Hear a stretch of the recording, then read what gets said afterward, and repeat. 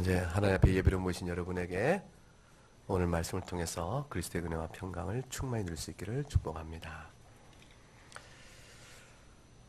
성경은 어떤 책인가 이렇게 물어보면 여러분의 답변은 무엇이 되겠어요? 하나님의 말씀입니다. 이렇게 대답이 돼야 합니다.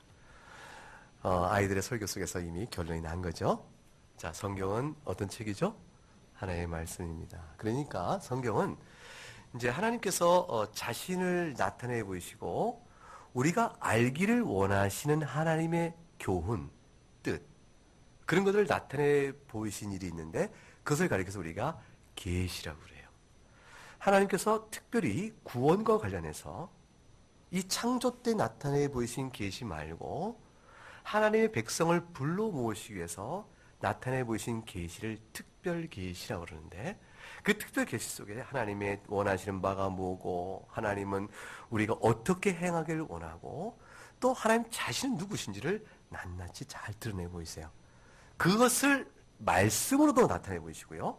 또는 어떤 사건을 통해서도 나타내 보이세요. 그러니까 하나님의 특별 계시는 말씀을 통한 계시 또는 사건을 통한 계시가 있어요. 그것을 직접적으로 그 계시가 이루어질 때 경험한 사람들이 있을 거예요.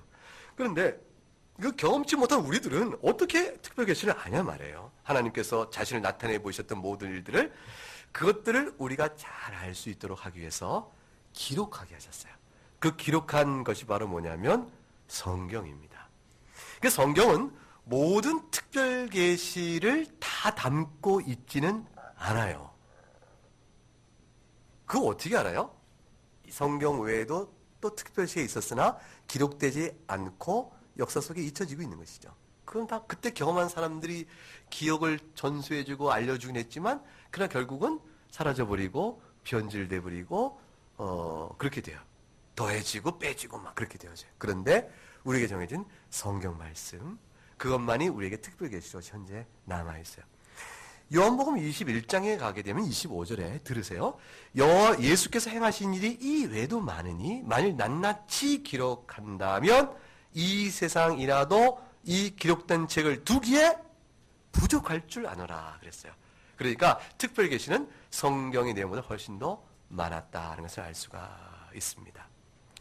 자, 성경을 한번 보죠. 오늘 우리가 설교를 통해서 오늘 본문을 통해서 알아야 될 것은 성경이 도대체 어떤 특별성을 갖고 있는 책인가에 대한 말씀을 깨닫는 겁니다. 성경은 첫째, 우선 기록된 성경을 보니까 몇 년간에 걸쳐 썼냐면 무려 1500년 정도에 걸쳐 쓴 책이에요. 제일 먼저 쓴 책과 제일 낮은 쓴 책의 시간적 거리는 한 1500년이 됩니다. 그럼 몇 명의 사람들이 이 책을 쓰라고 동원이 됐을까? 하나님 사용했을까 했더니 무려 40여 명 되어져요. 그렇게 긴 세월 동안 40명이 쓴 책이니까 분명 이것은 사람이 쓴 역사 속의 산물이다 이렇게 볼 수가 있어요. 그런데 그것으로만 성경을 성격 지으면 안 돼요. 성경은 또한 하나님께서 쓰신 말씀입니다. 하나님께서 쓰신 말씀이기 때문에 이 성경은 신성적 측면이 들어있고요. 또 사람이 썼기 때문에 인성적 요소도 이 안에 들어있어요. 이것을 균형 있게 잘 이해하는 것이 하나님을 통해 우리 성경을 통해 하나님께서 우리에게 알려주기를 원하시는 교훈들을 바로 이해하는 핵심이 되어져요. 성경을 가리켜서 어떤 사람이 이렇게 말하면 어떨까요? 증언하기를 하나님께서 우리에게 자신을 나타내 보신 계시를 목도한 사람이 인간적 의미에서 증언한 책이 성경이다. 이렇게 말하면 어떨까요? 1차적으로 괜찮아 보이죠? 그 정의가. 하나님의 특별 계시를 인간이 증언했다. 그런데 이것만 가지고는 부족해요. 왜냐하면 성경은 하나님의 계시를 인간이 증언했을 뿐만 아니라 하나님의 계시를 하나님 자신이 증언한 책이다. 이 말이 덧붙여져야 돼요. 하나님의 계시를 또한 누가 증언해요? 하나님 스스로. 하나님이 우리에게 우리에게 알려주기를 원하셨던 계시의 내용을 실제로 전달하셔서 그것을 기록하게 하는데도 하나님께서 증언자로 서 계신 것이에요. 그래서 성경에 특별성이 있어요. 그러니까 성경은 인성적 측면에서 보게 되면 아하, 인간적 요소가 있으니까 하나님의 계시에 대한 인간의 증언이야 이렇게 말할 수 있지만, 그러나 이 하나님 말씀 속에 담겨있는 놀라운 일들, 이 놀라운 일들은 쓰는 사람 자신도 모르는 뜻이 있는 거예요. 뜻이 두 가지가 있는 거예요. 쓰면서 알고 쓰는 내용이 있고 모르고 쓰는 내용이 같이 있어요. 그럼에도 불구하고 쓰게 되어지는 것이 예언적 계시가 되어지는 것이에요. 대개 사람은 아는 바를 쓰고 모르는 바는 잘 못 쓰죠. 근데 성경은 쓰고 있으면서 도대체 이 말씀 뜻이 장래에 어떻게 이루어질 것이 알지 못한 채 주께로부터 받은 여호와의 말씀이니라고 쓰여진 글들이 나타나요. 초월성이 있고, 그것은 하나님 말씀의 신성 측면이죠. 그렇기 때문에 하나님께서는 이 말씀을 계시하시고 사건과 말씀으로 계시하시고 계시한 내용을 기록해 하시는 일 속에서도 사람을 통하여 하나님 자신이 일하심으로 그 일을 하셨으니, 계시와 영감이라는 것은, 계시는 하나님이 자신과 자신의 뜻을 나타내 보시는 말씀과 사건들이요, 그것들을 기록하는 과정에 나타난 하나님의 특별한 역사를 가리켜 뭐라고 그래요? 영감되었다, 이렇게 얘기하는 겁니다. 이것을 이제 좀 설명을 이해하려고 사람들이 많은 노력을 한 것 중에 하나가 있는데, 그게 초대교회 신조 가운데 칼케돈 신조가 있어요. 칼케돈, 나중에 우리가 다 배울 거예요. 그런데 이 칼케돈 신조에 예수 그리스도의 신성과 인성에 대한 가장 고전적이고 표준적인 고백이 나와요. 무슨 말이냐면, 하나님은 성부와 성자와 성령으로 계시는데, 그 성자 하나님께서 본래 영원한 신성을 가지신 하나님이신데 인성을 또한 가지셨으니, 성자 하나님 한 분 그 위격께서 완전한 신성과 완전한 인성을 동시에 두 개를 갖고 계시되 혼합되거나 혼동되지 않고 분리되거나 나눌 수 없게끔 두 신성과 인성을 가지고 계신다, 이렇게 고백을 한 표준적인 고백이에요. 너무 놀랍죠? 예수님을 보면 따라서 하나님이시다, 예수님을 보면 또한 사람이시다 라는 성격과 특성과 성질이 둘 다 있는 거예요. 성경에 있다 보면 그렇지 않겠어요? 예수님의 사람된 모습을 뭐에서 봐요? 자라나다, 또 배고프다, 또 아프시다, 이거 다, 그러니까 때리면 아파하시잖아요. 다 그런 거 예수님의 인성 측면이에요. 근데 예수님이 물리를 걸으시고 죽은 자를 살려내시고 죄사하시고, 이거 다 신성적인 능력을 나타내시잖아요. 예수님은 인성과 신성이 있어요. 그것처럼 하나의 말씀 성경도 신성적인 부분과 인성 요소가 같이 있다, 이렇게 이해를 해보는 것이죠. 이해가 어때요? 좋은 것 같아요? 네. 아니, 시험 보는 게 아니고 이게 좋은 것 같죠? 이렇게. 그런데 예수님이 인성과 신성을 온전하게 가지고 계셔서 한편은 참 하나님이요, 한편은 참 사람이라는 이 사실로 성경을 말하면서, 그걸 말하는 사람의 속셈을 들여다보게 되면 어떤 사람은요, 엉뚱하게 말해요. 그게 무슨 소린가 싶으면 이런 사람이 있어요. 자, 이런 질문 해볼 때 그 색깔이 다른 게 나타나는데, 성경에 그럼 오류가 있습니까? 이렇게 물어보는 거죠. 성경에 오류가 있습니까? 이렇게 물어보면 있다 라고 말하는 사람이 있는 거예요. 아니, 왜 하나의 말씀인데 성경에 오류가 있어? 이렇게 물어보면 대답이 뭐냐면, 이 사람아, 성경은 예수님을 보게 완전한 하나님이시면서도 또 사람 아닌가? 사람으로 오신 예수님은 고통과 고난과 죽음까지 겪으셨으니, 그러니 그것처럼 이 성경은 신성 요소가 있지만 인간이 쓴 글이기 때문에 오류가 있는 것일세, 이렇게 설명하는 거예요. 그러니까 예수님의 인성과 신성을 빗대어 설명한 가지는 그렇구나 알겠는데, 그것을 빗대어서 예수님의 인성적 측면을 빗대어서 성경에 오류가 있다, 이렇게 말하는 사람들이 있으니 조심하라 그 말이에요. 아주 조심해라. 이게 틀린 주장이에요. 그 자체의 모순적 주장, 오류가 있어요. 자, 뭘까요? 인성을 가지고 있다는 사실이 필연적으로 오류가 있다는 사실을 말하는가 라는 거에 있어요. 인성을 가지고 있다는 사실이 필연적으로 오류가 있음을 말하는 것일까요? 아니에요. 아니에요. 예수님의 경우는 전혀 그렇지 않았어요. 예수님은 인성으로 오셨기 때문에 채찍맞고 굶주리고 죽음이라는 걸 겪으셔서 우리의 중보자가 되셨어요. 그러나 예수님이 불법을 저질렀기 때문에 채찍에 맞았어요? 예수님이 악을 해야 될 채찍을 맞은 건 아니죠. 예수님은 하나님의 율법에 비춰 거룩하고 온전하셨으며 따라서 그는 지식에도 오류가 없으신 분이에요. 그는 도덕적 오류가 없고 지식적 오류가 없고 그의 마음씀에 하나님 미워하실 말이 없는 온전한 분이셨어요. 사람이시지만. 그래서 고통과 고난과 죽음을 당했던 것은 그가 참된 인성을 가졌다는 말에 대한 증거는 되지만 그것 자체가 그가 오류를 범한 인간이라고 말할 수 없듯이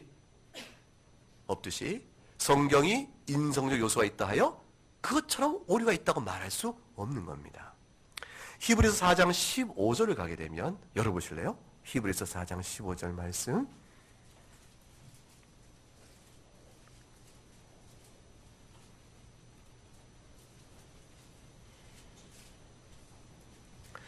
사장 15절 찾으셨으면 한번 같이 읽어보죠. 시작. 우리에게 있는 대제사장은 우리의 연약함을 동정하지 못하실 이가 아니요 모든 일에 우리와 똑같이 시험을 받으시니로되 죄는 없으시니라. 자, 앞문장 뭐예요? 우리의 연약함을 동정하지 못하실 이가 아니다라는 말은 우리와 완전한 똑같은 인성을 가지고 계시다. 참사람이다. 근데 참사람이신 그분이 그 다음 어떻게 됐어요? 죄는 없으시다. 예수님의 인성의 진정성이 죄와 오류를 말하는 것이 아닙니다. 예수님은 참사지만 죄가 없으세요. 도대체 어떻게 그런 일이 벌어졌을까요? 진정한 사람이라면 죄를 범해야 되는 거 아닌가? 이렇게 물어보고 싶은 그러한 궁금증 또는 질문들 또는 그래서 예수님을 안 믿으려고 했던 핑계댔던 일이 과거에 여러분에게 있어요? 없어요? 없으면 은혜고 있을 수도 있다 그 말이죠. 예수님이 죄 없이 죽으셨다 그러니까 무슨 소리야? 예수님이 사람이야? 사람이지? 그렇다면 죄가 있는 거지? 라고 말하면서 나서 죄인이 어떻게 죄인을 구원하겠는가? 그럼 난 예수님이 안 믿는다 라고 자기의 불신앙을 핑계했던 이들도 있어요. 나 아니에요. 그런 일을 만난 적이 있어요. 예수님이 죄가 참된 사람이면서 죄가 없었던 까닭은요, 제가 답을 얘기해 줄게요. 누가복음 1장에 나와요. 누가복음 1장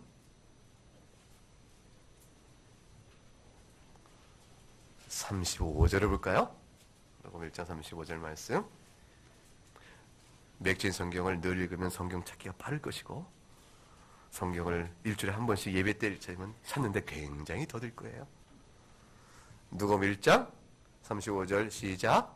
천사가 대답하여 이르되 성령이 내게 임하시고 지극히 높으신 이의 능력이 너를 덮으시리니 이러므로 나실 바 거룩한 이는 하나님의 아들이라 일컬어지리라. 예수 그리스도의 탄생 때부터 특별한 사건이 그에게 임하여 하늘의 지극히 높으신 능력이 주님을 덮어버립니다. 성령의 능력의 무한 충만성이에요. 그리스도는 성령의 능력으로 무한 충만히 계셔서 그분이 생각하고 말하는 모든 것들은 인성 가운데도 거룩과 성령을 쫓아 행하는 일이 되어졌어요. 그것은 지식의 영이요, 성결의 영이요, 사랑의 영이신 그분께서 도덕적 오류가 없고 지식의 오류가 없고 마음의 오류가 없고 하나님 마음 중심이 그대로 하나님 앞에 있는 그 하나님이 그리스도 안에 그리스도께서 하나님 안에 있는 특별한 교회의 역사를 이뤄가고 있는 그분이세요.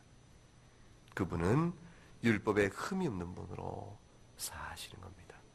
이 일은요, 우리에게도 훗날 부분적으로는 이루어져요. 유한하지만.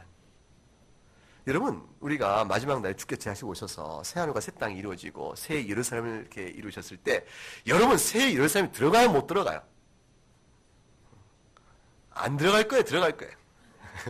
들어가길 원하나? 못 들어간 일이 없어야 되겠죠? 자, 그럼 어떤 사람이 들어가요?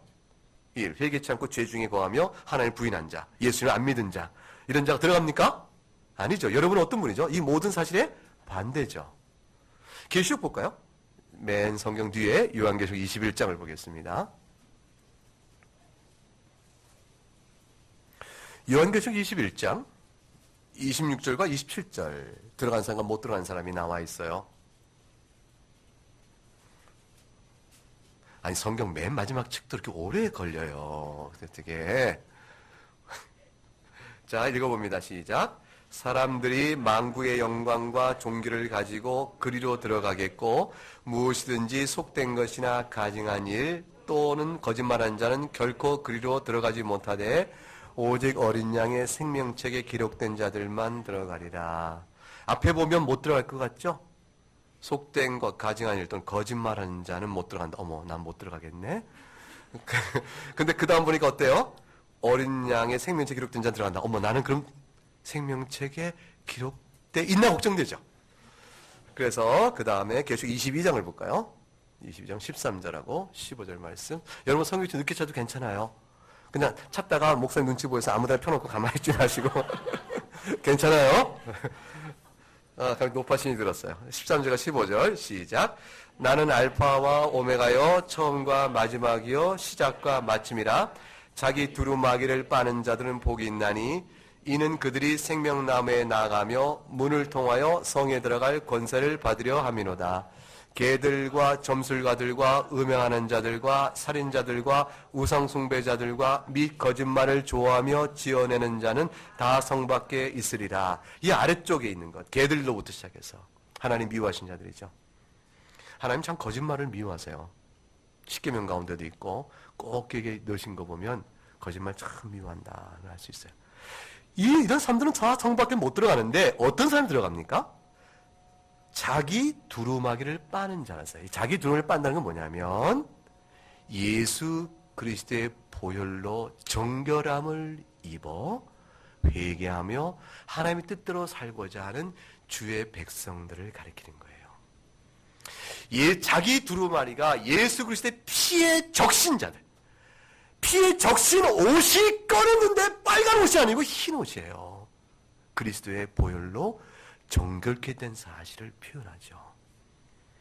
두루마기를 빠는 자예요. 그리스도의 보혈로 두루마기를 빠는 자니까 그리스도 안에 있는 자들, 여러분 모두가 그리스도를 믿고 회개하며 그 안에 있을 때 여러분 다 두루마기를 빠는 자가 되어진다.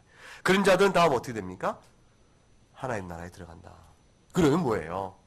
우리들도 부활의 은총을 입고 성령 안에 자기들 빤자로 예루살렘 성 안에 들어갈 때 우리들은 죄를 짓고 거짓말하고 살인하고 이런 죄성을 가지고 들어가요? 아니죠. 완전히 몸이 새롭듯 심령도 새로워진 모습으로 들어가요. 참된 인간이지만 우리 자신도 죄를 짓지 않는 성화를 이룬 거룩한 존재로 하나님 나라에서 거하게 되는 거예요. 얼마나 영광스러워요. 그럼 우린 유한한데 어떻게 되는 겁니까? 그 말은 우리가 이런 나라에 지낼 때 지식에 오류가 없고 도덕성에 오류가 없는 자로 그 나라에 살게 되어져요.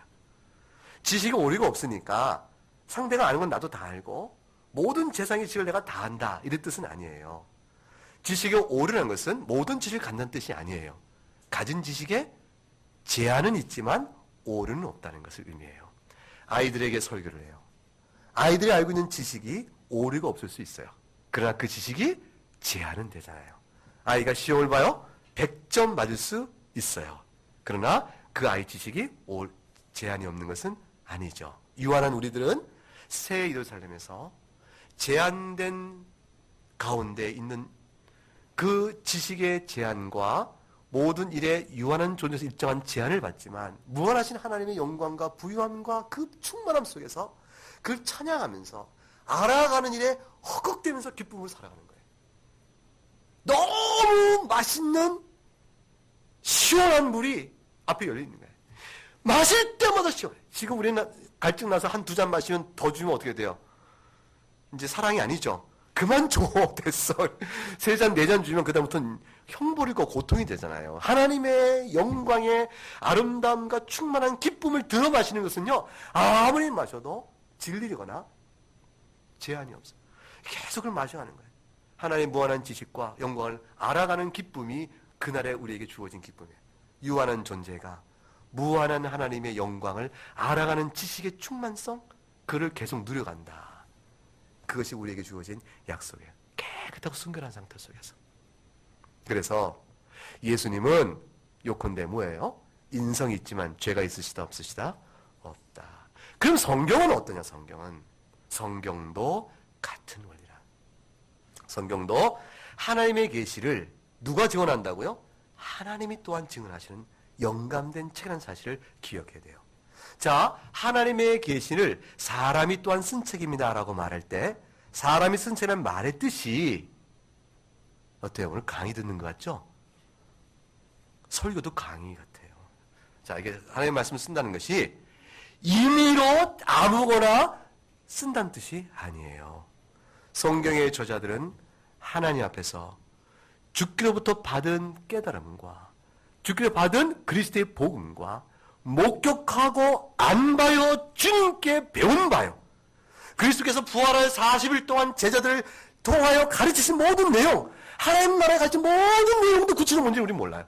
사도들이 배웠고 부활한 예수께서 사도 바울을 만나서 아라비아 보낼 때 가르치셨을 것이고 그가 모든 보고 듣고 교훈받고 안 사건적 계시요 경험적 계시를 이제 오고 오는 모든 교회 속에 복음을 들어 가르치려고 적기 시작했을 때 그들이 생각하는 단어와 그들이 단어의 조합으로 이루어진 문장과 문장을 통해 전해진 모든 말씀의 메시지가 하나님께서 그와 함께 역사하신 것이에요.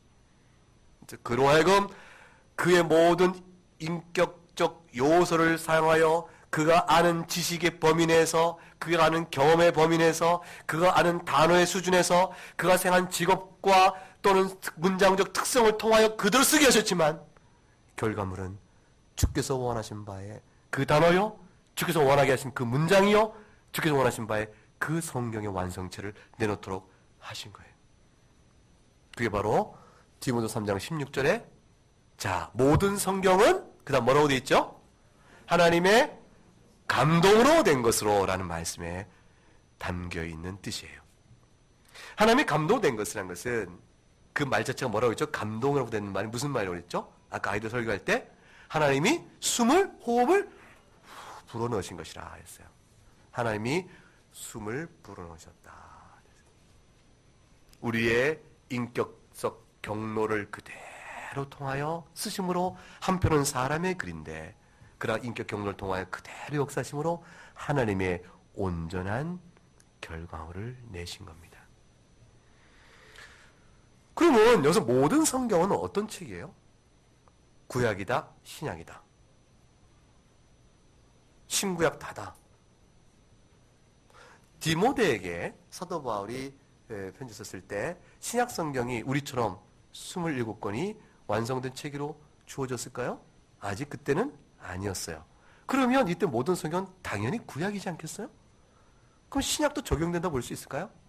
그때 구약이라 하지만 신약이 적용이 되어져요. 왜 그러냐면 이때 아무 책이나 말하는 것이 아니고 바울 사도가 디모데에게 말할 때 하나님이 원하셨 뜻은 바로 뭐냐면 온 교회가 신앙과 행위의 표준으로 삼을 하나님의 말씀 그 자체를 가리켜서 여기서 성경이라고 말한 거예요. 온 교회, 이스라엘이 온 교회요? 신약이 온 교회요? 소아시 흩어지는 신약시대 교회까지 모든 교회가 하나님 앞에서 신앙과 행위의 표준으로 삼아야 될 거룩한 계시가 기록된 것 무엇입니까? 물으면 정경이에요. 정경. 그 정경서에 합당한 글들이 바로 그 당시에는 아직 구약이었고 그 당시에 이미 초대 교회 신약교회들이 읽었던 회람하여 읽었던 사도들의 쓴 글들이 있으니 그것들이 포함하여 같이 성경이 되어져요. 따라서 우리에게 바로 뭐죠? 신약, 구약 66권이 다 해당이 되는 겁니다. 이를테면 디모데전서 5장 18절을 한번 가보시겠어요? 디모데전서는 어디에 있죠? 디모데후서 앞에 있습니다. 5장 18절. 자, 그러면 한번 같이 규화 엄마가 읽어보겠습니다. 큰 소리로 시작.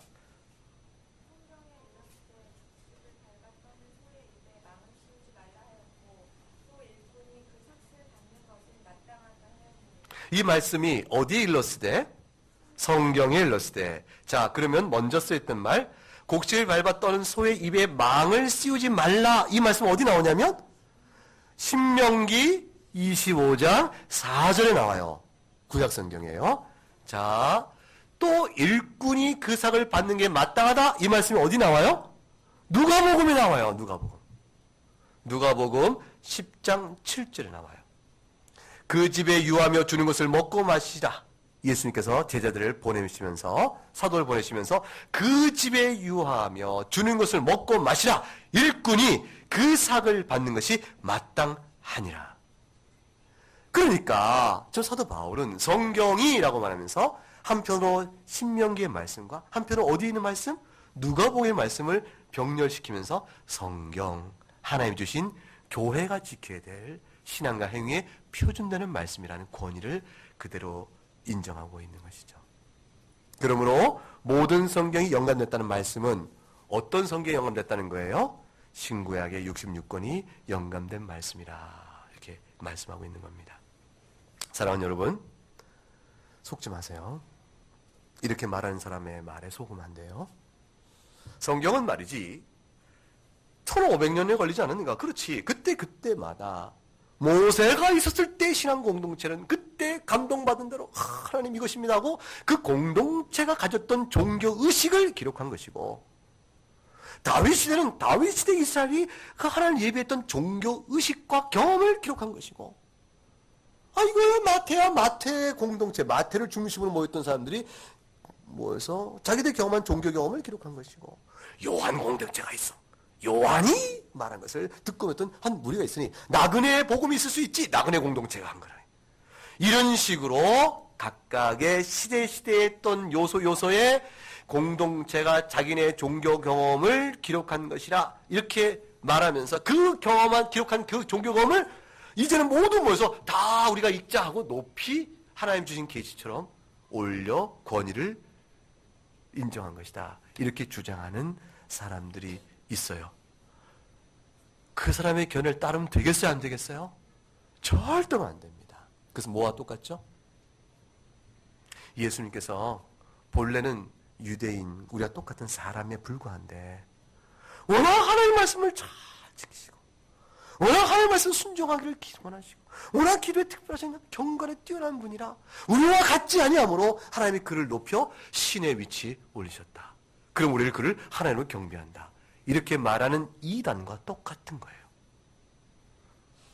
이런 주장은 예수님이 본래 완전한 하나님이심을 부정하는 것이죠. 성경은 인간이 역사 속에서 어떤 종교 공동체가 자기들이 경험한 것들을 그냥 적어서 놓은 것인데 그것을 우리가 하나님께서 주신 계시의 말씀처럼 높여 읽는 것이 아니에요. 그렇게 되어지면 항상 공동체 역사의 제한성 속에 성경 모든 것이 한계를 갖게 되어지는 것이에요. 그런데 반대로 어떤 사람이 성경이야말로 하나님의 말씀이지 인간이 있었던 무슨 소리야? 인간은 그저 기계에 불과하고 펜대에 불과할 뿐 하나님께서 그날에 쓰게 하시고 나도 몰라. 의식적인 인격적 과정이 없는 거죠. 그저 어느 날 기도하는데 그냥 동굴 속에 툭 떨어졌다. 어떤 열어봤더니 성경이었다. 아니 동굴 속에 기도하는 가운데 하나님이 날 쓰게 하셔서 나도 이렇게 모르게 썼더니 나온 게 성경이었다. 온전 전적인 하나님의 역사다. 이렇게 말하면 옳은 주장이에요? 틀린 주장이에요? 잘못된 주장이에요. 그것은 모든 성경 자체에 사람을 통하여 쓰신 하나님의 섭리적인 방편을 부정하는 거지. 역사 속에서 하나님이 특별하게 섭리하셔서 하나님께서 비상적인 섭리의 방식으로 역사하시되 자연스러운 인격적 경로를 통하셨으니 이것은 일종의 기적 같은 비상과는 다른 아주 신비로운 하나님의 간섭이한 비상성과 일상성이 합쳐져 있는 것이에요. 어렵죠? 초자연적 역사와 자연적 역사가 합쳐져 있는 거예요. 그래서 우리에게 결과로 이 말씀을 주신 것이에요. 정말 성경을 믿으셔야 돼요. 정말이에요. 자, 성경이 하나님의 놀라운 말씀이라는 사실을 몇 가지 성경 구절을 찾아보면서 우리 한번 성경을 다시 한번 생각해 볼까요? 첫째는 사도행전 4장을 열어보세요. 요한복음 뒤에 4장 행사도행전이 나옵니다. 사도행전 4장 24절과 26절을 볼까요?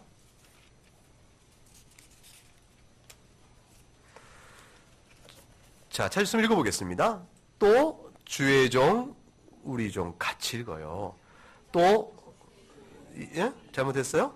24절부터 시작. 그들이 듣고 한 마음으로 하나님께 소리를 높여 이르되 대주제여 천지와 바다와 그 가운데 만물을 지으시니요 또 주의 종 우리 조상 다윗의 입을 통하여 성령으로 말씀하시기를 어찌하여 열방이 분노하며 족속들이 허사를 경영하였는고 세상의 군왕들이 나서며 관리들이 함께 모여 주와 그의 그리스도를 대적하도다 하신 이로소이다. 여러분 25절에 누가 말씀했죠? 주의 종 우리 조상 누구? 다윗. 그러니까 사람이 말했네요. 사람이 말했네요. 근데 그 다음에 또 뭐라고 돼 있죠? 성령으로 말씀하시기를. 신약은 구약을 인용하면서 구약에 쓰여진 저자가 누군지 알면서도 불구하고 그것을 다 누가 쓴 글이라고 말을 해요? 성령이라고 하는구나. 하나님이라고 그러시구나. 시편 2편을 인용하며 한 말씀이에요. 자, 사도행전 13장을 넘어가 볼까요? 뒤에 넘겨서 13장 47절을 보겠습니다. 13장 47절 같이 읽어보겠습니다. 주께서 이같이 우리에게 명하시되 내가 너를 이방의 빛으로 삼아 너로 땅끝까지 구원하게 하리라 하셨느니라 하니 인용된 말씀은 이사야서 49장 6절 말씀이에요. 근데 이 말씀을 인용하면서 40절 이사야가 그렇게 안 하고 누구라고 말하죠? 주께서 그래요. 이사야를 통해 주신 말씀이지만 주님께서 하신 말씀이라. 고린도 후서 6장 16절에 가게 되면 하나님의 성전과 우상이 어찌 일치가 되리요? 우리는 살아계신 하나님의 성전이다. 이와 같이 하나님께 이르시되 내가 그들 가운데 거하며 두루 행하여 나는 그들의 하나님이 되고 그들은 나의 백성이 되리라. 여러분 나는 그들의 하나님이 되고 그들은 나의 백성이 되리라는 말씀은 레위기 26장 12절의 말씀이요 예레미야 32장 38절의 말씀이요 에스겔 37장 27절의 말씀인데 이 말씀을 인용하며 사도 바울은 뭐라고 말하냐면 하나님께서 이르시되라고 말합니다. 신약성경은 구약성경이 곧 하나님께서 친히 말씀하신 것이라고 그 권위를 인정해요. 로마서 9장 17절 가볼까요? 로마서 9장 17절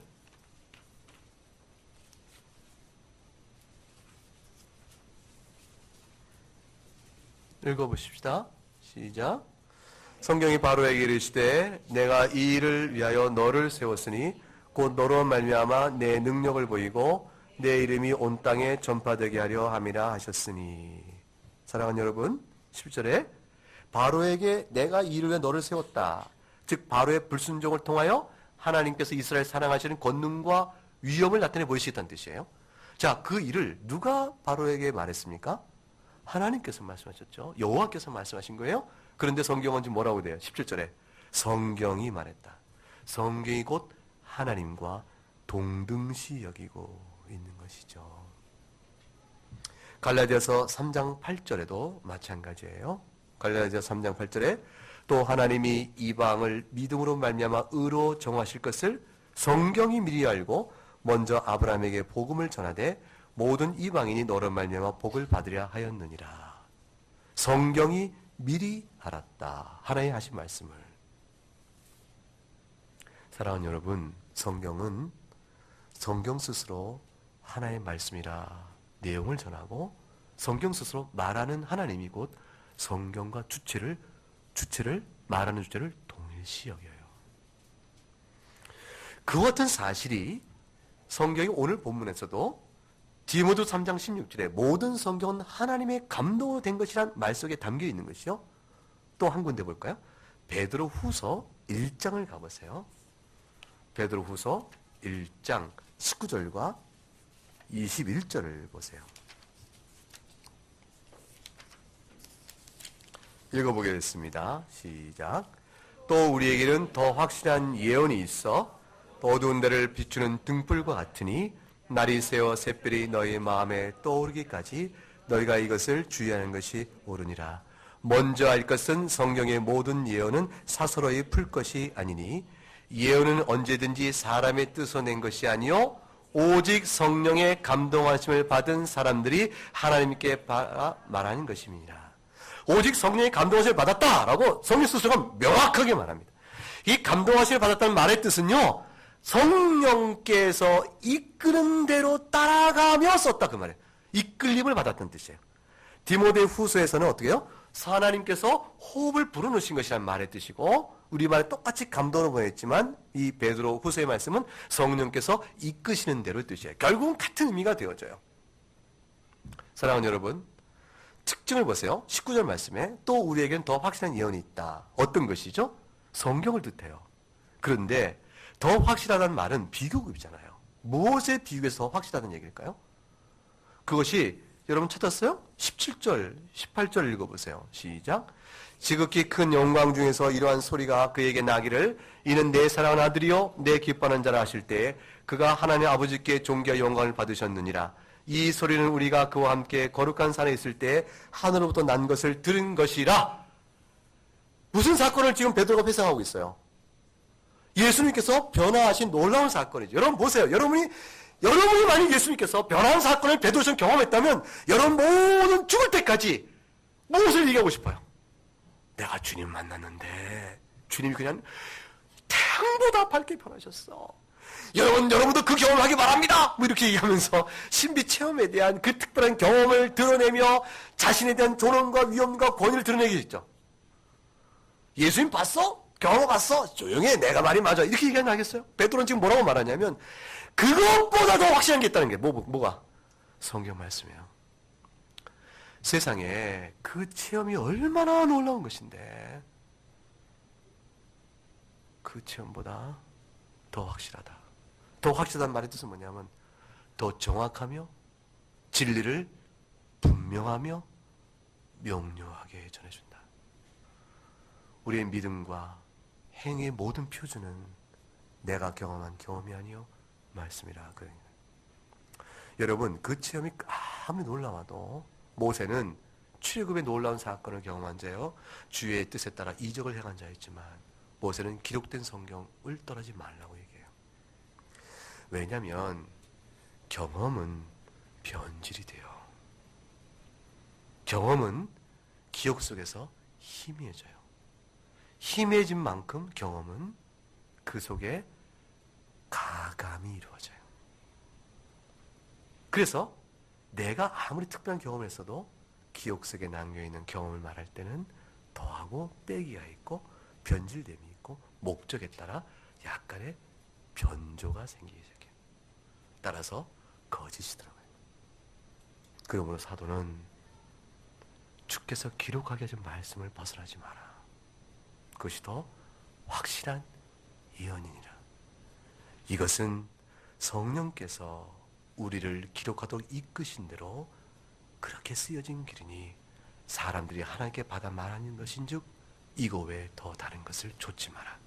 망각과 무지와 부인과 오리와 진리 싫어하는 모든 인간의 악함을 알고 주께서 오늘날 기록된 성경을 주신 것입니다. 이 성경을 사랑해야 합니다. 자, 성경이 이렇다는 책을 여러분 믿음으로 고백하고 받을 때 이 성경을 손에 들고 있는 여러분에게 있어서 여러분의 인생길의 성경 도대체 무엇이죠? 한마디로 말해서 목숨을 걸어도 된다 그 말이에요. 여러분의 전 인생은 여기 걸고 살아도 된다 그 말이에요. 제발 주의 말씀 떠나지 마라 그 말이에요. 자연과학이 우리에게 주는 유용성과 이 우주 자연을 설명하는 능력에 압도되어서 마치 물질 세계가 전부인 것처럼 과학을 믿는 자가 되지 마라 그 말이에요. 미련하고 어리석은 자라. 아무리 인문학이 인간 중심적이요 인본 중심적인 세계관과 철학을 드러내고 성경 중심적이요 하나님 중심의 모든 세계관을 비웃는다 할지라도 흔들리지 마라 그 말이에요. 성경이 가르치는 세계관 안에서 성경의 교훈 안에서 청렴하고 흔들리지 마라 그 말이에요. 하나님 주신 말씀이라 그 말이죠. 여러분 하나의 종교로서 기독교가 타락한다 할지라도 성경을 놓지 마라 그 말이에요. 여러분이 알고 있는 이 세상 속에 교회가 타락한다 할지라도 절대 성경 놓지 마라 그 말이에요. 여러분이 아는 여러분의 교우들이, 여러분이 아는 목사가, 여러분이 아는 장로가, 여러분이 아는 어떤 직분자, 아니 여러분이 아는 믿음은 좋은 사람자도 어떤 사람이 도덕적 영적 타락을 해서 세상에 저 사람이 저렇게 타락해버렸으니 그 종교 믿을 게 뭐가 있나? 라고 모든 사람이 그렇지! 라고 말한다 할지라도 저런 성경 놓지 마라 그 말이에요. 기독교가 타락해도 성경은 하나님의 말씀인 거예요. 여러분이 믿고 신뢰하면 사람인 줄 알았던 사람이 타락하더라도, 여러분이 신뢰하는 목사가 타락하더라도 성경은 뭐예요? 하나님의 말씀이에요. 이 세상의 과학, 먹고 사는 방법, 철학, 인문학, 인간이 갖고 있는 그 어떤 것이 아니라 말해도 성경은 하나님의 말씀입니다. 이 말씀을 잘 배우고 잘 깨달아 내가 어떤 하나님을 섬기고 있는 것인지, 그 하나님을 어떻게 예배해야 되는 것인지, 그 하나님의 교훈이 무엇인지를 깨달아 알기에 힘써 나아가면 나그네의 길, 위험과 각종 회방하는 세력이요 공중곳 잡은 자요 타락과 부패, 그 가운데서 하나님이 보존하신 손길로 겨우 지탱하고 있는 이 세상 속에서 영적인 길을 흔들림 없이 바르게 가는 성공적인 나그네 인생이 될 수가 있다는 말씀입니다. 그렇지 않으면 죄 가운데 살다가 죽는 거예요. 찬송하겠습니다.